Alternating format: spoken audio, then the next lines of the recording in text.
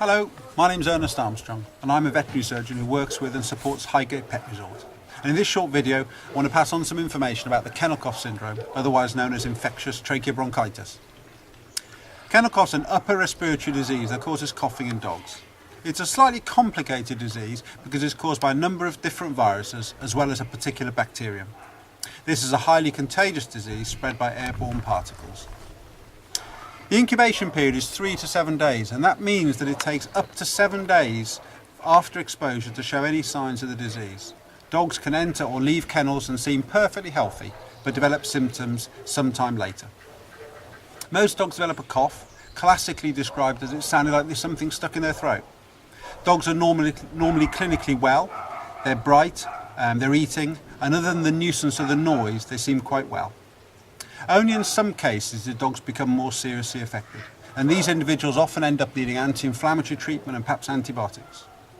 Only very rare cases require more intensive treatment at their vets. Antibiotics are useful against the Bordetella bacterium and perhaps against other bacteria which invade as secondary agents after the viruses. But antibiotics cannot cure or treat the underlying disease which is caused by a virus, and that's why kennel cough often needs no treatment at all. Most dogs get better with rest, avoiding collars and leads pulling around their throat, just time and TLC. The disease has to run its course while the body deals with the virus. Kennel cough, just like human coughs and colds, is infectious, and it's most likely to be contracted when your dog mixes with other dogs. This can be at training classes, in the park, when visiting other households, at the groomers, the vets, and in a kennel situation.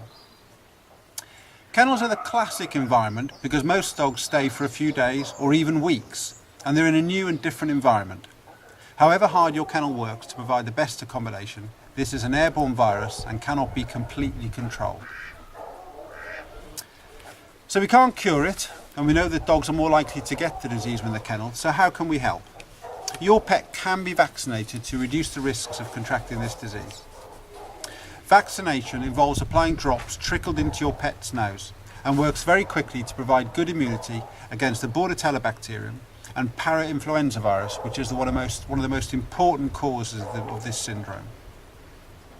Because there are other viruses involved, your pet can unfortunately still develop a cough despite being vaccinated.